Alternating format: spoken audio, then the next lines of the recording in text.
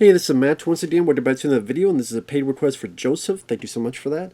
For those interested in requesting any type of videos, random thoughts, streams, commentaries, video game playthrough for an hour, a full playthrough, whatever the case may be, feel free to send it either directly to my PayPal. I do have a CashApp as well. Links are down below in the info box, and I will get to it as soon as I possibly can. And for those who sent them, thank you. I do appreciate it. Now, this is, well, really, it was kind of a simple request that Joseph wanted. He wanted my thoughts on two pieces of recasting, one for Mortal Kombat, one for Street Fighter, one for the character Shao Kahn, and one for Bison. But I figured, well, if I just concentrate on that, it would be like a 5-minute video. So what I'll do is I'll talk about my thoughts I'll talk about those later in the video. But I'll talk about kind of my thoughts in general on the Mortal Kombat films and the Street Fighter films. Just to give a little bit of a longer video for him. But thank you, Joseph. Thank you for your kindness. Now, let's start with the Mortal Kombat films first off. Mortal Kombat 1995, I've always enjoyed. I always thought it was a fun movie. I thought, for the most part, it's very faithful to the game, aside from no gore, granted. And yes, the CGI does not hold up that well at all. But what it does do, it gives a very fast-paced, straightforward story, where again it's faithful with the characters, Liu Kang, Johnny Cage, Sonya Blade, Kano, etc. Where the fight scenes, the action sequences are very well done and choreographed. The soundtrack is wonderful and gets your adrenaline pumping. I thought the casting was spot on. Robin Shao did a great job as Liu Kang. Terahayuki Tagawa was perfect as Shang Tsung. And just like all the characters, like Johnny Cage became such a great character in that movie. Lyndon Ashby, perfect choice. He had that right charisma, sense of humor, wisecracking ability. He had some funny lines of dialogue. I'm in an area where everyone wants to kick my ass. I feel like I'm back in high school right now. And Christopher Lambert looked like he was having a whole lot of fun as Lord Raiden. And you have Sub-Zero, you got Scorpion, you got Goro. I love the way Goro looks, where they made it practical. I think the puppetry work is actually fairly good, especially for a film in 1995. And again, the soundtrack, especially the main theme, gets your blood pumping, and it goes at a good pace. It introduces the characters in a way where we get a handle on the characters, and for some of them, like Sonya and Johnny, we see a little bit of their ability. They get their moments to shine during the fight scenes, whether it be Johnny Cage versus Scorpion, or Liu Kang versus Sub-Zero, or Sonya versus Kano. And it gives what you want for a Mortal Kombat movie. Yes, I know it doesn't have the gore. Yes, to repeat, the CGI, especially on Reptile, looks pretty bad. But all the other aspects, I think, make up for that. And again, it's actually one of the more faithful adaptations of a video game. So the first Mortal Kombat, I am surprised there has still not been a special edition. I would think Arrow Video would have done it, because if they are doing the Ninja Turtles films, and that's New Line Cinema, they did The Long Kiss Goodnight, that was New Line Cinema. You would think, well, Mortal Kombat, it's the anniversary, but it may not be their choice. It may be whoever owns the film. I don't know. But it deserves it. It absolutely deserves it. Spawn. So yeah, they're doing a lot of New Line Cinema, but not Mortal Kombat. So I don't get that. who knows.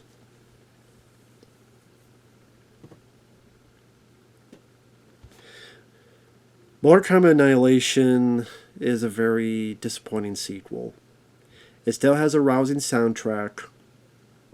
I like the guy who plays Jax. I actually think he's my favorite character in that movie. But they add even more CGI. I don't know if this is true, but I heard a story that technically the movie wasn't finished because they were supposed to go in to polish up the CGI, but they go, well, we showed it and people really seem to have a good time in the theater, so let's just release it as is. I don't know if that's true, but I've heard that story, and if that's true, I'm like, wow, what a dumb fuck that person was. That guy better have been fired, if that's the case.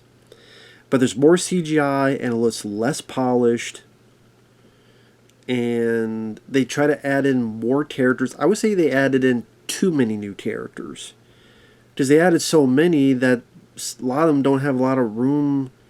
Like, Nightwolf is there, then he's gone. Like, it's just the other Sub-Zero, he's there, then 10 seconds later he's gone. And it's like, okay, here's a reference, but there's no meat to the bone. It just kind of, it's so fleeting that you go, oh, cool, oh, man, they didn't do anything with him. And while some of the fight scenes still have some of that nice choreography, Liu Kang, for some reason, they made him a wimp in that movie. Because they just, even though he won the tournament in the first film, he just gets his ass kicked all the time. Like, everybody kicks his ass. Until he's got to finally fight at the end. But, like, why is everybody kicking his ass? He's not defeating anybody. He should be kicking their ass, not the vice versa. And then Johnny Cage, they kill him off. Lyndon Ashby didn't come back for good reason. And they just kill off Johnny. I keep wanting to say Johnny Cash. Johnny Cage. Sorry. If I said Johnny Cash before, I meant to say Johnny Cage. Johnny Cash, yeah, rest in peace Johnny Cash, though. But Johnny Cage. And that was lame. It was a lame decision. I think in the video game his character died, but so what? I mean, I always hate when they go, well, we did that to show that anybody could get killed, but then you never kill anybody else. That's happened so many times. They kill one to show anybody could die at any moment, but then nobody else dies at any moment. So, like, you set up and then you never follow through. Once in a while a movie does that, but very rarely. Well, I guess Alien 3 did it, to be fair. And that movie I fucking despise. So there you go. But Brian Thompson. Brian Thompson, the guy who was the villain in Cobra, gave such a campy... It's a very campy movie. There's the one character, you will die. It kind of gets made fun of. I think some people can even enjoy it because of his campiness.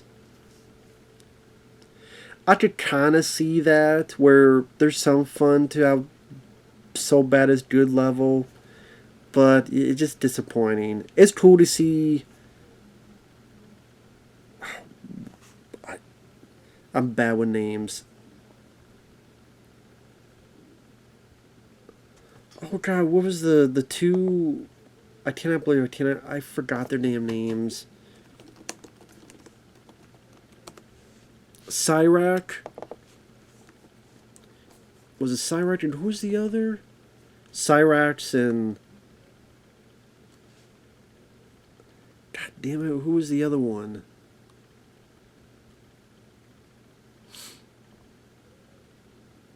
Fuck. See, I told I'm bad with names. Cyrax and the other one. I do like their designs. Like I said, I like Jax. I like that guy. He's the best part of that movie. I wish he was honestly the star of the movie. Sorry to Robin Shao. But if you're just going to have Liu Kang gets his ass kicked all the time. Just let me see Jax's point of view. Let him be the star of the movie then. And to me, he does kind of become the star, because at the end of the film, when all the tears are getting their asses kicked, he's the one that starts fighting back and gets people riled up, and yeah!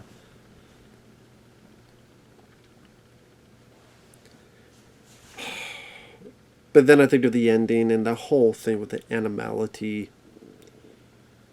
I get it. It's part of the video game, but not every part of the video game needs to be in the movie. You know what else was in those games? Babality. But I don't think you don't have people turn into fucking babies. And after I have some random person go, toasty, and then pop out back out of the stream. Although maybe that'd be funny if they did that. You have to have friendship and give someone, here's a balloon, and they float away.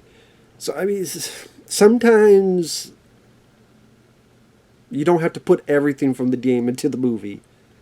Maybe that's a point where they're trying to be too faithful to the game. But, goddamn, the animality looked such bargain basement CGI. It was pitiful. It was embarrassing. So Mortal Kombat Annihilation has some good elements, but goddamn was a lot of it embarrassing. Scorpion's Revenge was really fun. I would like to see that again. That was a lot of fun.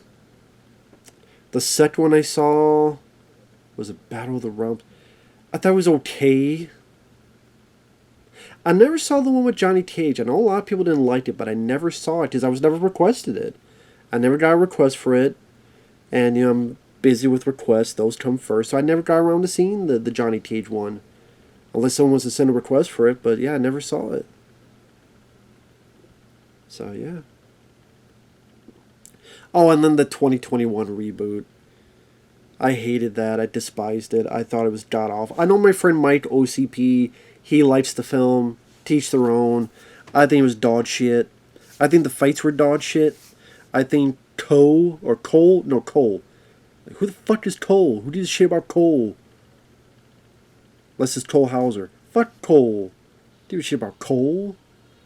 Some fucking monotone, bland, boring guy who gets his ass kicked at the beginning, and, oh, he's the ancestor of Scorpion. I don't buy that. Not for even $1. Bland. Like, we have all these interesting characters you can make as the lead, so you made some boring-ass original character as the lead. Fuck Cole. Who gives a shit about Cole?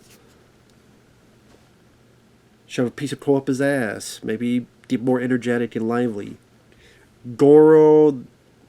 We could do practical in the 90s, but here's gotta be full CGI. Oh, it's got gore! Yeah, CGI gore. I don't give a shit about that. CGI gore is not impressive to me. And it shows that gore isn't everything, at least for me. The characters... Liu Kang was barely a thing. Jax... Which I keep forgetting, that's the guy that was in that Creature movie I reviewed. It came out in 2011. Shang Tsung, horrible miscast. He mumbled through his fucking words. Same with Raiden. Like, Raiden and Shao, Shang Tsung. Raiden and Shang Tsung had a mumble off. Who could mumble the most words and who could sound the least understandable? Raiden or Shang Tsung? Fucking mumble mouth. Mumble combat. That's what it should have been fucking called. Between those two. Who can mumble the worst and who can mumble the most?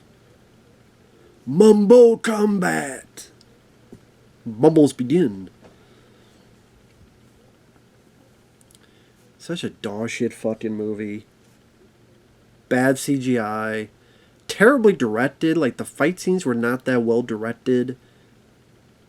And you get the same people making the sequel. That's why I don't care about the sequel. It's a sequel to a film I didn't like. I like Carl Urban, but doesn't mean it's going to save the film. Would I like to be surprised? Sure, I would like to be surprised. I want to be surprised. The Purge 2. I did not like the first Purge, but the Purge 2 was actually good. I did not like the first Suicide Squad movie, but the second film was really good. I hope that's the case with this. I hope it is the case. But good, that means they learned their mistakes. That's what you should do. So I guess we'll see.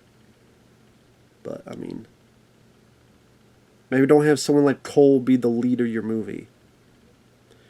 Literally have plot armor. The stupid thing with the tattoos. So, like, what if a guy who's a drunk driver accidentally killed someone who had a tattoo? Do they get the tattoo and become part of Mortal Kombat? How do you get it? Oh, drunk driving. Like, you're here? I mean, I drunk drive and killed someone. And apparently, if you kill someone, you get their tattoo. Look at my tattoo. You got a tattoo? That would be the thing. Why are you here? Drunk driver. Okay. Can I have my car? Turn to Twisted Metal? Which I know that has a TV show. I never saw the TV show, and that's the second season. They didn't get requested it, so I never saw it. So, anyway. But yeah, that's Mortal Kombat. I love the first one. I love Scorpion's Revenge. The second film is disappointing. The second animated film, I remember being okay. The Johnny Cage animated film I didn't watch, and the live action reboot I thought was the worst of them. Yes, I'd rather watch Annihilation than 2021 Mortal Kombat. I mean that. Because at least in Annihilation, I like the soundtrack. I think the fight scenes are better choreographed, and I think that Jax is a better character than fucking Cole.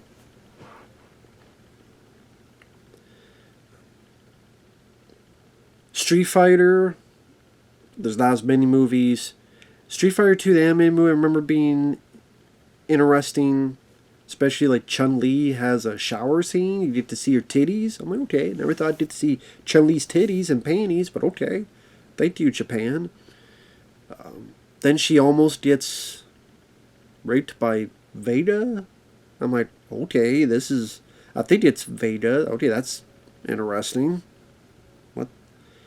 Well, interesting is not the word I would say, but I'm like, okay. But, Guile I wish was used better in that movie. But, I mean, there's some nice anime-style animation. I know that's redundant to say, but oh well. And I like the design of the characters is much in tune with the game. And the fact it tried to be a bit more adult. The bit where you get to see titties, you get to see blood, you get to see, more fighting. I think most people would say that's the best Street Fighter film so far. Van Damme Street Fighter, I know that if I watch it now, I could get some camp value out of it, sure. I would watch it over Double Dragon or Mortal Kombat 2021 or some stuff, but man, I remember being so disappointed when that came out. Because like Van Damme was in Bloodsport and Street Fighter 2 I played a lot when I was a kid. That was like the only fighting game I played as a kid. The only fighting game was Street Fighter 2. So I was really excited, and then I watched the movie and it's like a crappy G.I. Joe wannabe, and the jokes. Some of them were kind of funny in a stupid way, to be fair. But I'm like, that's Ken? That's Ryu? That's Blanca? What? That's... Wait, that's who? That's Dhalsim? I'm like, so many of these were just unrecognizable. Like, Blanca... Like, looks scrawny and can't do anything that he does in the game. Dhalsim... It's not even a fighter. And it's like he's this, like, scientist, and all of a sudden he's bald. And I'm like, what?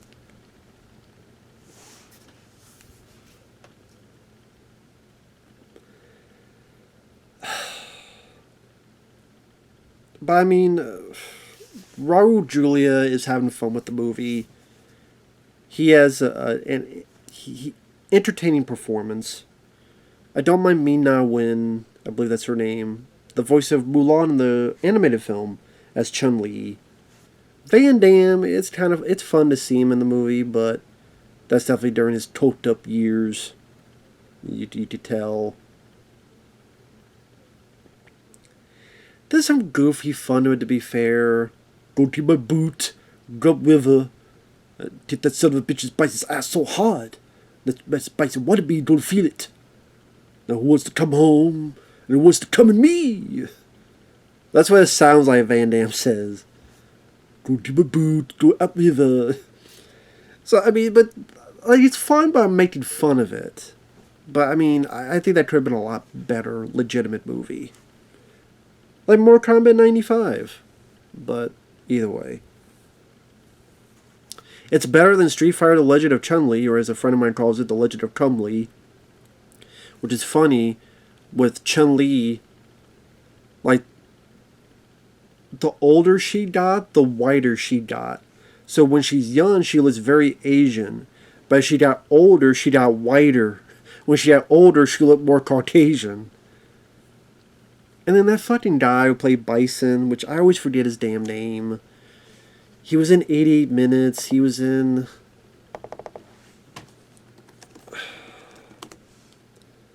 Neil McDonough. He was not a right fit for Bison. The action scenes were lousy. That one guy that played Nash, the cop, really hamming it up. I think that Michael Clark Duncan in it. That's Balrog, I think. But little to nothing other than the names seem like Street Fighter. I'm like, what the fuck does this have to do with Street Fighter? Okay, the names are there, but it's just a weird choice. Like, it makes you go, why was this even made? I don't remember much else about the film, to be honest. But like, what the fuck? Why was this made? What the fuck?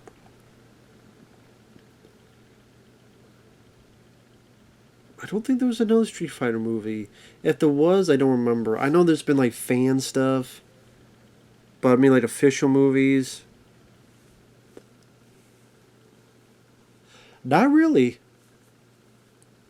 I wonder if they will sometime reboot that, though. I'm sure they will. Now, the topic at hand is Joseph. One of my thoughts on recasting of these two. Shao Kahn in, I guess, Mortal Kombat Annihilation. Instead of Brian Thompson, what if it was Goldberg? And when I first read that, I went, I don't know, Goldberg from WCW? But I thought, okay, only if each time Shao Kahn enters, Goldberg's theme appears. If each time Shao Kahn appears, you hear that dum, dum, dum, dum, dum, dum, dum,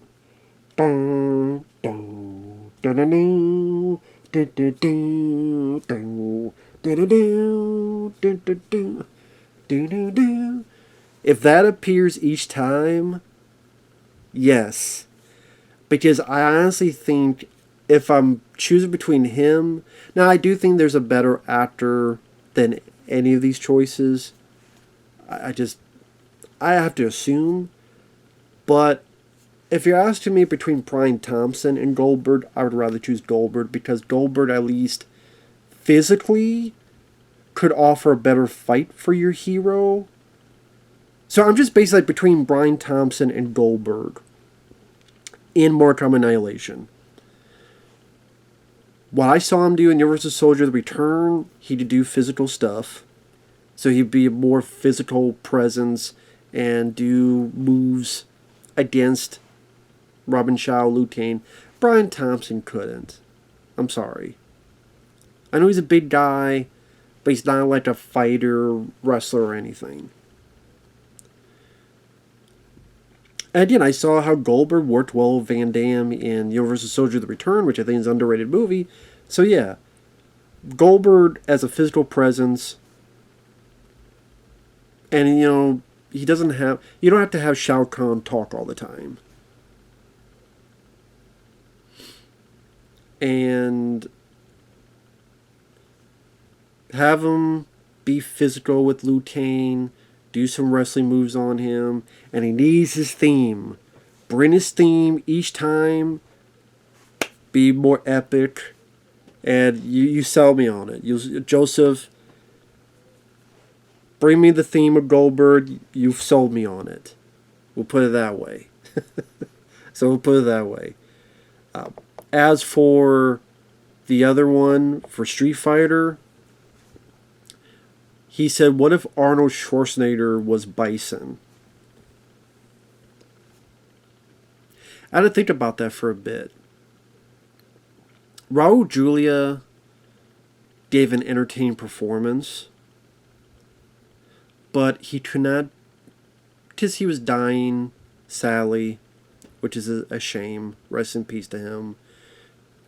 And he could never really do much physical, so that's why Bison, which in the game he does, he kind of glides over, or shocks, but he couldn't really do much else physically. My problem is, though, Raul Julia did a better job with those speeches.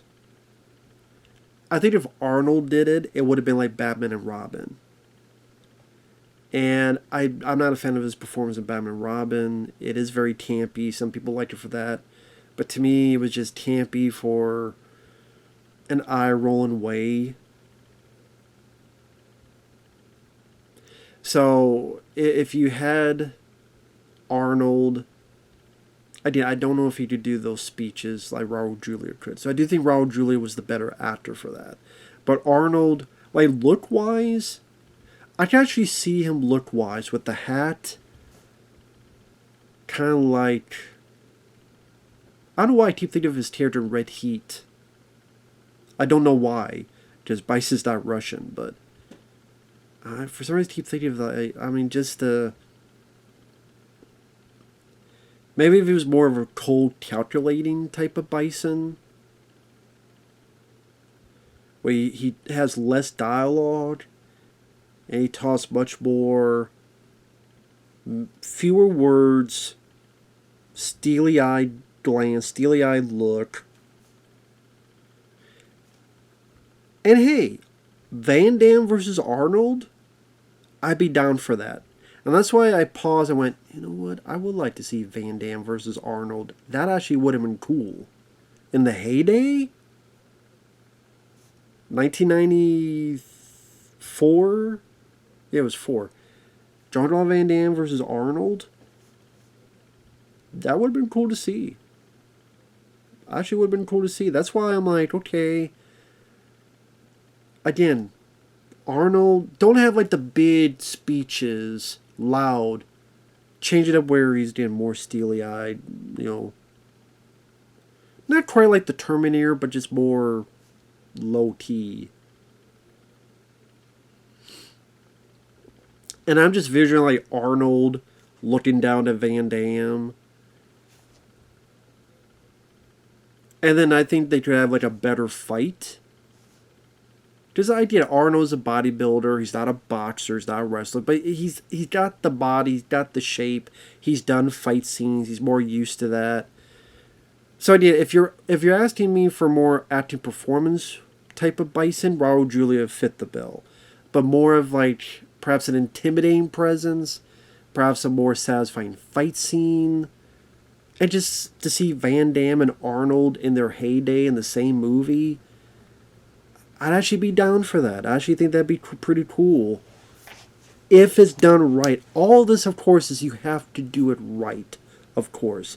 You have to direct it right. But Mortal Kombat Annihilation and Street Fighter were pretty flawed movies. I think you needed different directors, because I don't think Steven D'Souza was the right director. Just from what I understand, he couldn't really control anything that was going on. So he's kind of floundering around. I don't remember who directed Mortal Kombat Annihilation. I'd have to look that up. In fact, I'm going to look that up now. Who directed Mortal Kombat Annihilation? Because I don't even remember. Sorry. Who directed that? John R. Leonetti. Who the hell is that?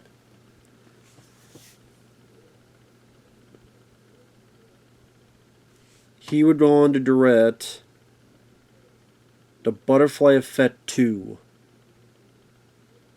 And he did that film Annabelle. Wow. Annabelle was directed by the guy who did Mortal Kombat Annihilation. Annabelle.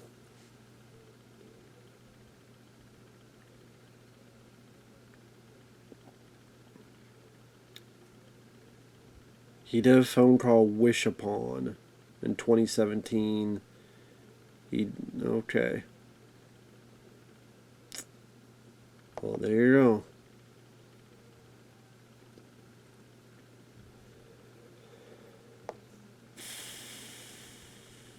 Okay. Yeah, I don't know what else to say. Well, I'm sorry, I'm just looking at the director. I'm like, yeah. Better directors would have helped. So Goldberg, Shao Kahn, Arnold, Bison, I could see them. And honestly, the way they are now, Goldberg, I would rather see than Brian Thompson as Shao Kahn. Again, as Bison,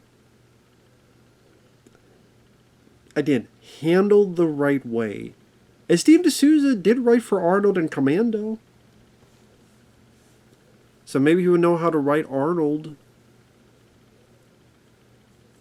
Bison, I guarantee he'd be smoking a cigar. I guarantee you Bison would be smoking cigars.